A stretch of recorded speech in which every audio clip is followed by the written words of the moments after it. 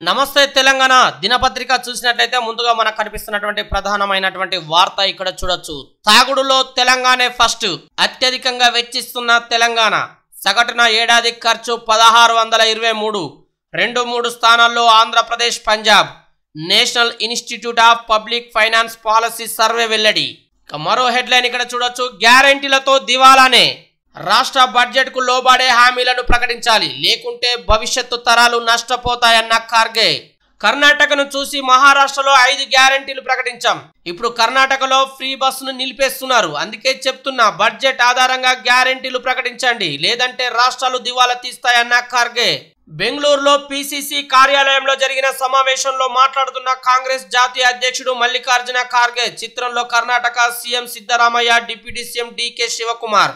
కర్ణాటకను చూసే మహారాష్ట్రలో 5 గ్యారెంటీలు ఇచ్చాం. ఇప్పుడు కర్ణాటకలోనే గ్యారెంటీల కోతలా?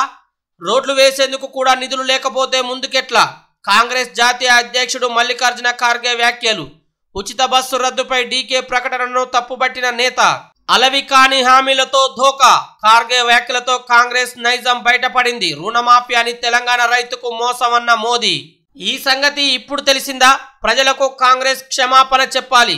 ఖార్గేజీ, గ్యారెంటీలతో మొదటికే మోసమని ఇప్పుడు అర్థమైందా? గాలి హామీలు ఇస్తే ఆర్థిక సంక్షోభమేనని ఇప్పుడు బోధపడిందా?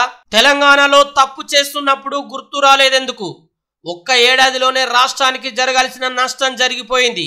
ఈ పతనం నుంచి కోలుకోవడం ఇక అసాధ్యమే అన్న కేటీఆర్. కార్యకర్తల ఆకాంక్ష మేరకు త్వరలో పాదయాత్ర. తెలంగాణకు శాపంలా రేవంత్ రెడ్డి పాలన. ప్రజల పక్షాన నిలబడడమే బీఆర్ఎస్ లక్ష్యం. కేసీఆర్ దిశానిర్దేశమే పార్టీని నడిపిస్తున్నది. కాంగ్రెస్ ప్రభుత్వానికి ఏడాది గడువిచ్చినం. 2025లో కేసీఆర్ ప్రజల్లోకి వస్తారన్న కేటీఆర్. అధికారమే లక్ష్యంగా కాంగ్రెస్ ఆడిన 6 గ్యారెంటీల గారడితో తెలంగాణ ఏడాదిలోనే ఆగమైంది. ప్రజలను నమ్మించి నయవంచన చేసినందుకు కాంగ్రెస్ పార్టీ 4 కోట్ల తెలంగాణ ప్రజలకు క్షమాపణలు చెప్పాలన్న కేటీఆర్. ఎన్నికల్లో ఆచరణ సాధ్యం కాని గ్యారెంటీలను ప్రకటించి ప్రజలను మోసగిస్తున్న కాంగ్రెస్ పై బీఆర్ఎస్ వర్కింగ్ ప్రెసిడెంట్ కేటీఆర్ మండిపడ్డారు. గాలి మాటల గ్యారెంటీలతో మొదటికే మోసం వస్తుందన్న విషయం కాంగ్రెస్ నేతలకు ఇప్పుడు అర్థమైందా అంటూ దుయ్యబట్టారు. గ్యారెంటీల మాటన తెలంగాణ ప్రజలకు కాంగ్రెస్ చేసిన మోసం క్షమించలేనిదంటూ ఆగ్రహం వ్యక్తం చేశారు. హల్చల్ ఆపై గప్చుప్. ఈ రోజు నమస్తే తెలంగాణ దినపత్రికలో వచ్చినటువంటి ప్రధానమైనటువంటి మెయిన్ హెడ్లైన్ గా చెప్పుకోవచ్చు. బిగ్ బ్రదర్స్ ల్యాండ్ పూలింగ్ కథనంతో సంచలనం. 2 రోజుల పాటు పోలీస్, రెవెన్యూ శాఖల హడావిడి. ప్రవీణ్ రెడ్డి ఎవరు? ఆతుల్యం హోమ్స్ ఎవరిది? అధికారులు, నేతల ఆరా.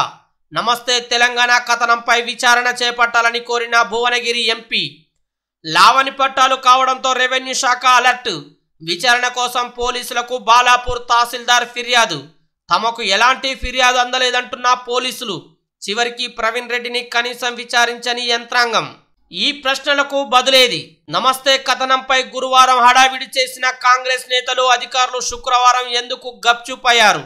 నిజంగా కథనంపై విచారణ చేసి ఒప్పందాలు జరిగింది వాస్తవమా కాదా తేల్చాల్సిన బాధ్యత అధికారులపై లేదా?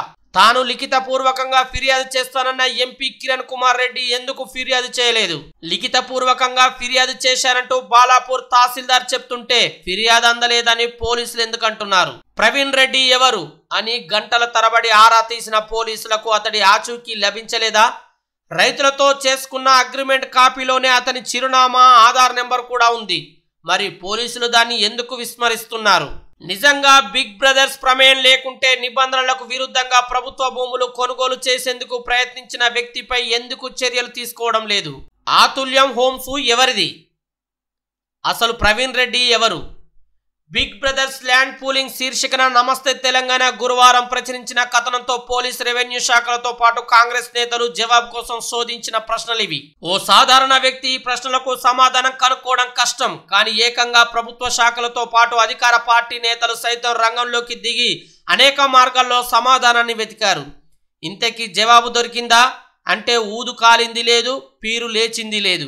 చివరకు అధికార పార్టీ ఎంపీ సైతం కథనంపై విచారణ చేయాలని ప్రభుత్వాన్ని కోరిన 2 రోజుల హైడ్రామా తర్వాత లావణి పట్టా భూముల కొనుగోలుపై విచారణ చేయాలని పోలీసులకు 2 రోజుల కిందటే ఫిర్యాదు చేశామని తహసీల్దార్ చెప్తుంటే అసలు తమకు ఫిర్యాదే అందలేదని పోలీసులు కొట్టిపారేస్తున్నారు. తీవ్ర సంచలనం సృష్టించిన నమస్తే కథనంపై ఆదిలో హడావిడి చేసిన అధికారులు ఇప్పుడు గప్చుప్ అయ్యారు.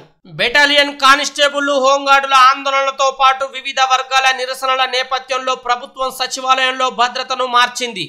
శుక్రవారం సెక్రటరియట్ భద్రతా విధుల్లో చేరిన స్పెషల్ ప్రొటెక్షన్ ఫోర్స్ SPF సిబ్బంది. పోలీస్ రాజ్యం నిర్బంధం దిశగా తెలంగాణ 20 జిల్లాల్లో పోలీస్ యాక్ట్ అమలు. ఇప్పటికే హైదరాబాదులో 163 సెక్షన్ విధింపు. సచివాలయ భద్రతను మార్చిన రేవంత్ సర్కార్. 11 నెలల కాంగ్రెస్ పాలనపై తీవ్ర వ్యతిరేకత. పోలీసులతో నిరసనల అణచివేతకు యత్నం. స్వేచ్ఛ, ప్రజాస్వామ్యం, ప్రజాపాలన అంటూ గద్దెనెక్కిన కాంగ్రెస్ పార్టీ ఇప్పుడు తెలంగాణను నిర్బంధంలోకి నెడుతున్నది. అధికారంలోకి రాగానే ప్రజాభవన్ వద్ద కంచెలు కూల్చి ఇకపై ఆంక్షలు ఉండవంటూ హడావిడి చేసిన ప్రభుత్వం 11 నెలల తర్వాత తన అసలు రంగును బయటపెట్టింది. హోంగార్డుల చలో హైదరాబాద్. నేడు ఇందిరా పార్క్ వద్ద నిరసన. ఆందోళనను అడ్డుకునేందుకు ఆంక్షలు అయినా పోరాడతామన్న యూనియన్లు. మంత్రి గారి కంపెనీ కోసం అంచనాలు పెంచి కాంట్రాక్టు కట్టుబెట్టేలా గ్లోబల్ టెండర్లకు ప్లాన్. మంత్రి గారి కంపెనీ కోసం అంచనాలు పెంచి కాంట్రాక్టు కట్టబెట్టేలా గ్లోబల్ టెండర్లకు ప్లాన్. ఓ మంత్రి కంపెనీకి మేలు చేసేలా టెండర్లకు రూపకల్పన. ఏపీలో తిరస్కరించిన కంపెనీకి ఇక్కడ కాంట్రాక్టు కట్టబెట్టే స్కెచ్. అంచనాలు పెంచి 400 కోట్లు కుల్లగొట్టేందుకు ప్రయత్నాలు. గ్లోబల్ టెండర్లను వ్యతిరేకిస్తున్న తెలంగాణ ఎలక్ట్రికల్ కాంట్రాక్టర్లు. తెలంగాణలో సీఎం రేవంత్ రెడ్డి సర్కార్లో దోపిడీ పాలన యథేచ్ఛగా సాగుతున్నది. ప్రభుత్వ పెద్దల కనసన్నల్లో అక్రమాలకు అంతు లేకుండా పోతున్నది. ప్రజాధనాన్ని అనుయాయులకు అప్పనంగా దోచిపెట్టేందుకు వివిధ శాఖల ఆధ్వర్యంలో అడ్డగోలు విధానాలను ప్రభుత్వ పెద్దలు తెరపైకి తీసుకొస్తున్నారు. తాజాగా విద్యుత్ శాఖలోనూ ఓ భారీ కుంభకోణానికి నాంది పలికారు. స్వయంగా ఓ మంత్రికి చెందిన కంపెనీకే భారీ టెండర్ను కట్టబెట్టేలా మునుపెన్నడు లేని వింత విధానం తీసుకొచ్చారు. ఓవర్ యాక్షన్ వద్దు. మంత్రి పొంగులేటిపై కాంగ్రెస్ అధిష్టానం ఆగ్రహం. బాధ్యత రహిత ప్రకటనలపై నిలదీసిన ఢిల్లీ దూత. తుస్సు బాంబులే, పేలని పొంగులేటి పొలిటికల్ బాంబులు. సోషల్ మీడియాలో పేలుతున్న జోకులు. సేమ్ మార్కులు వస్తే subject rank. JEE tie breaker. నిబంధనల్లో మార్పు. NTA వెబ్సైట్ పేరు మార్పు. 5న ఆటో డ్రైవర్ల మహాధర్నా. సర్కార్ ఎన్ని ఆంక్షలు పెట్టినా జరిపి తీరుతాం. ఆటో జేఏసీ స్పష్టీకరణ. వాణిజ్య సిలిండర్పై 62 రూపాయలు పెంపు. 4 నెలల్లోనే 156 రూపాయల వడ్డింపు. ఆరుగాలం కష్టం.